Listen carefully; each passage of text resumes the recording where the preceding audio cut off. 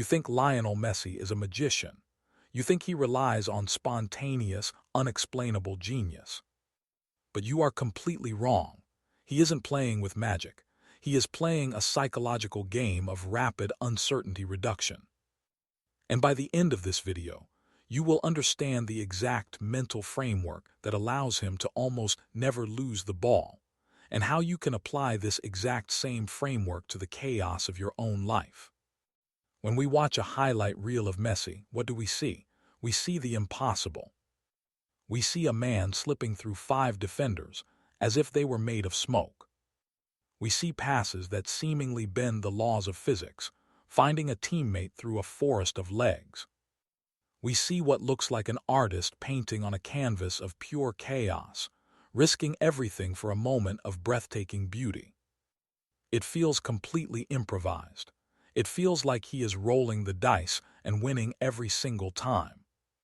But this is an illusion. It is the illusion of spontaneous genius. What the cameras don't emphasize, what the highlight reels completely ignore, are the hundreds of moments that happen before the magic. The short, boring passes, the slow walking around the center circle, the constant, obsessive scanning of the pitch. He isn't looking for the hardest play. He is constantly looking for the safest one. He is waiting. He is analyzing. He is waiting until the exact moment the geometry of the defense inevitably breaks. This is the psychology of the low-error genius. To understand how his brain works, we have to talk about what happens when most human beings face intense pressure. When a normal player receives the ball with 2 massive defenders sprinting toward them, their amygdala, the brain's threat detection center, screams at them. It triggers a fight-or-flight response. The heart rate spikes. Vision literally narrows, a phenomenon called tunnel vision, where the brain restricts sensory input to focus only on the immediate threat. The instinct is to panic, to kick the ball away, to force a pass that isn't there just to relieve the psychological pressure of having the ball. Messi's brain, however, does the exact opposite. He doesn't experience the closing defenders as a threat. He experiences them as data. This is where the concept of rapid uncertainty reduction comes in. Before the ball even arrives at his feet, his head is on a swivel. If you watch isolated camera footage of his face during a match, he is constantly looking over his shoulder. He is taking high-speed mental snapshots of the pitch. He is mapping the exact coordinates of his teammates, his opponents, and the empty spaces. By the time the ball touches his boot, he has already solved the immediate puzzle. He isn't reacting to the defenders, he is anticipating them. This relies on an incredibly highly developed pattern recognition system in his prefrontal cortex.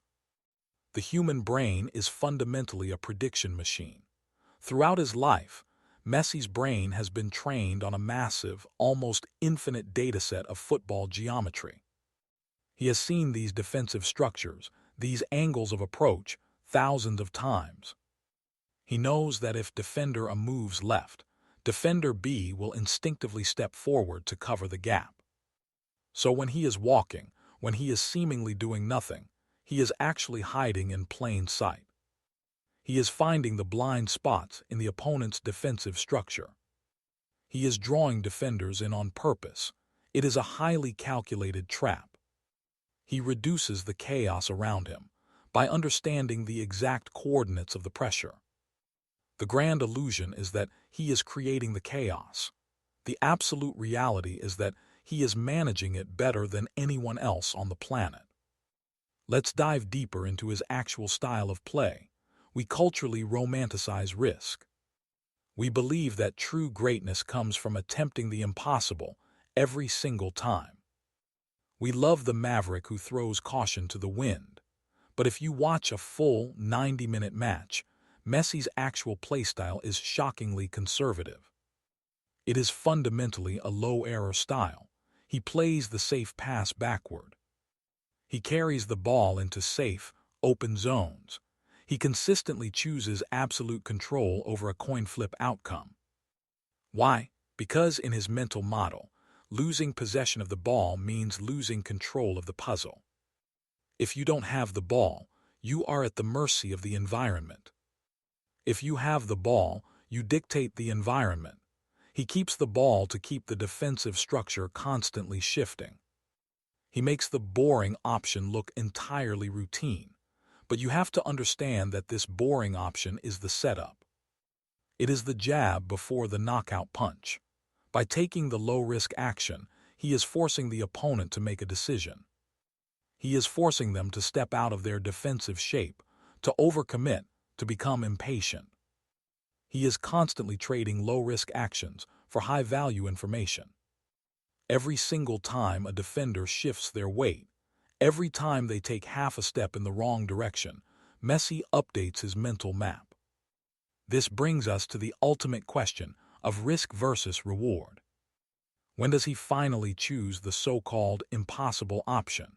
The secret is that he doesn't view it as impossible. He doesn't view it as a high-risk gamble. He views it as a high-probability window that has just opened up precisely because of all the low-risk choices he made prior. It's all about timing. He isn't guessing. He is executing a highly calculated maneuver when the mathematical probability of success has shifted in his favor. Think of it like a master chess player. A grandmaster doesn't sacrifice their queen on move 3 just to see what happens. They spend 20 moves developing their position, solidifying their pawn structure, controlling the center of the board. They make small, highly precise, low-risk moves that slowly suffocate the opponent's options. Only when the opponent is forced into a structural weakness does the Grandmaster strike with a brilliant, devastating combination. Messi plays football exactly like a Grandmaster plays chess. Imagine for a second that we could project a visual brain overlay onto the pitch, allowing us to see the game exactly as Messi perceives it. While everyone else in the stadium sees a terrifying swarm of angry defenders closing in, his visual cortex is painting a completely different picture. He sees calm, glowing blue pathways. He is simultaneously tracking 2 or 3 completely safe exits out of the pressure. He is holding the ball, evaluating the probabilities in real time, completely insulated from panic. And then it happens. The defense finally cracks. One defender, frustrated by the endless short passes and the sheer psychological weight of waiting, lunges forward slightly out of position. In Messi's mind, all the calm blue pathways instantly vanish. A single, blazing neon green lane illuminates through the newly created gap. That is the exact moment the killer pass is released. That is the moment the impossible dribble begins. That is when the magic is executed for the crowd to see. But the magic was entirely born from extreme patience and ruthless calculation. This isn't just about football. This is a profound mental model for navigating an increasingly chaotic world. Life is inherently unpredictable. The natural human instinct when faced with overwhelming pressure, when faced with a massive problem at work or a crisis in our personal lives, is to panic. It is to force a solution immediately. It is to kick the ball away just to relieve the anxiety of holding it. But Messi teaches us a different way. He teaches us the power of the low-error genius. So, how do we actually apply this to our own lives? There are 3 core mind strokes takeaways you need to remember. Number 1. Reduce chaos first, then go for brilliance. When you are overwhelmed, when the pressure is mounting, do not try to force a genius, complex solution. That is how you make catastrophic mistakes. Instead, stabilize your environment. Get the absolute basics right. Create a solid foundation of control. Gather your data. Slow the game down in your own mind. You cannot solve a complex, multivariable problem when your brain is running at 100 miles an hour in a state of panic. Breathe, assess, and reduce the immediate chaos. Number 2, make the easy option always available.